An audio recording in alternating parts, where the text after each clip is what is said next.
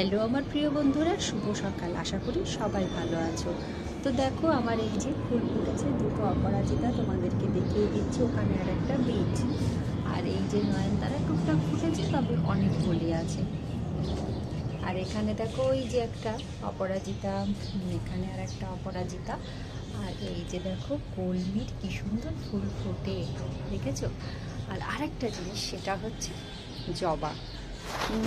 অসুস্থতা কাটিয়ে আমার এই জবা গাছটা সুস্থ হওয়ার পরে এই প্রথম কিন্তু ফুল দিল। আর দেখো ফুলটা কি সুন্দর না, সাদা জবা না, আমার খুব ভালো লাগে। তো এই যে দেখো ফুলটা।